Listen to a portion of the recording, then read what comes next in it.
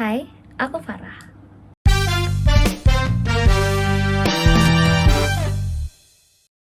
Coba kalian bayangin, kalau kita bicara tentang politik global, apa yang terlintas di pikiran kalian? Negara, perang, diplomasi, militer. Nah, itu adalah cara kita diajarkan untuk memandang dunia atau hubungan internasional. Seolah dunia hanya berputar pada isu-isu maskulin. Tapi, apa yang terjadi pada separuh populasi dunia?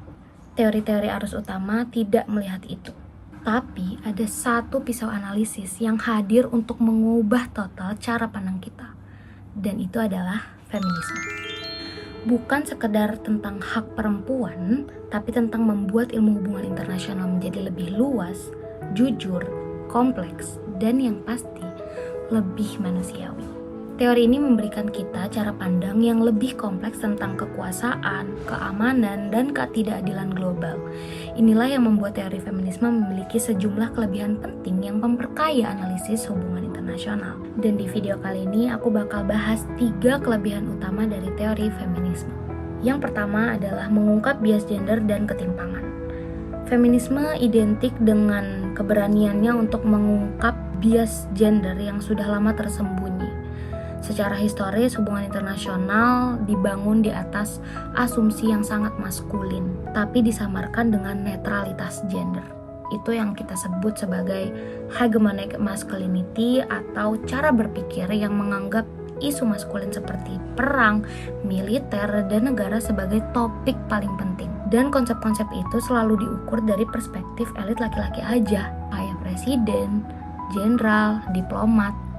Sementara pengalaman perempuan dan kaum-kaum yang termarginalkan seringkali diabaikan. Dan hal ini tentu aja adalah produk dari bagaimana teori arus utama mengajarkan kita dengan cara pandang seperti itu.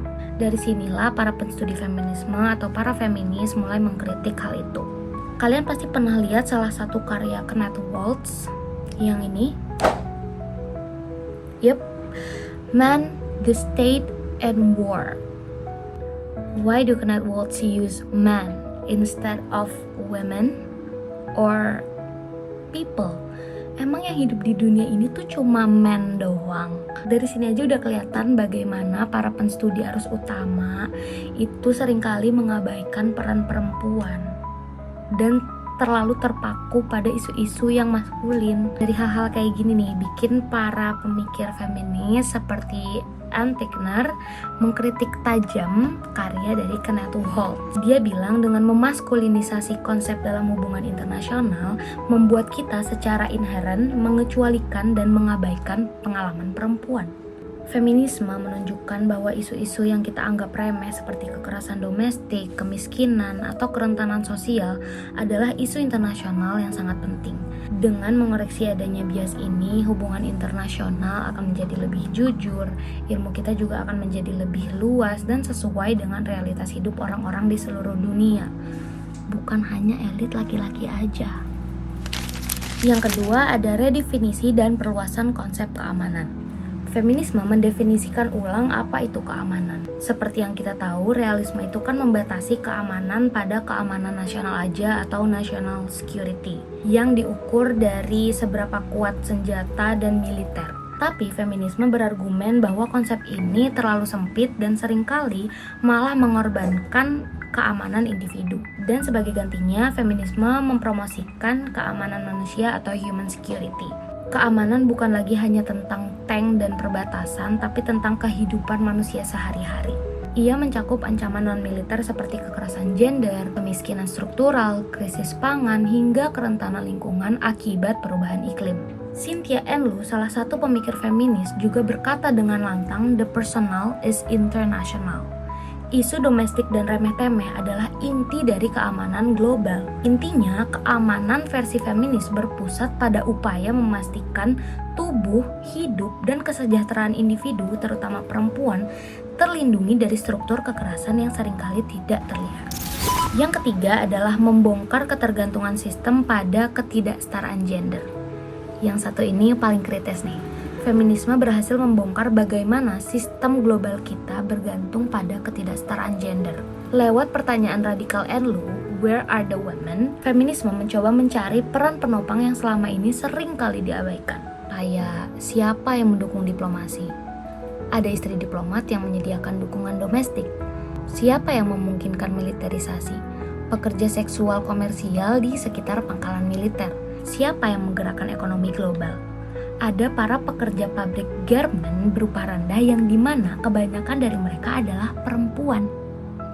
Globalisasi dan akumulasi modal global didorong oleh feminisasi tenaga kerja. Perempuan didorong ke pekerjaan berupa rendah karena dianggap lebih patuh dan upah mereka hanya dianggap tambahan. Ini membuktikan bahwa ketidaksetaraan gender adalah mesin penggerak yang esensial bagi sistem ekonomi dan politik dunia. Feminisme juga membongkar kekuasaan.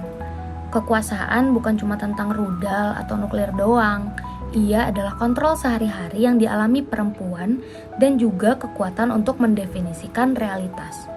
Kelompok tertentu dan biasanya kebanyakan para elit laki-laki mempunyai kekuasaan untuk menentukan apa itu keamanan, siapa yang ahli hubungan internasional atau teori mana yang sebenarnya dianggap benar. Sementara para perempuan gak punya power untuk menentukan hal itu atau bahkan mempunyai kesempatan untuk melakukan hal itu. Lagi-lagi feminisme menentang keras otoritas ini.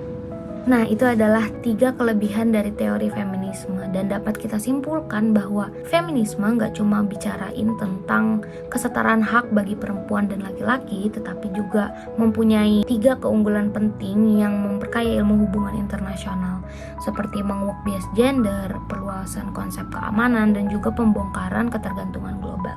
Feminisme memperluas ontologi dan epistemologinya dalam hubungan internasional ini, membuat kita bisa melihat dinamika global dari kehidupan sehari-hari, terutama kaum-kaum yang termarginalkan seperti perempuan. Feminisme bukanlah teori pelengkap, tetapi teori korektif yang krusial, yang mengajak kita untuk memiliki cara pandang yang lebih jujur, luas, kompleks, dan berpihak pada keadilan global. Saatnya kita berhenti melihat dunia secara parsial. Mari kita dukung feminisme untuk memastikan ilmu hubungan internasional benar-benar melihat setiap individu di dalamnya. Aku Farah Ramziana Setion. Terima kasih sudah mendengarkan. Bye-bye.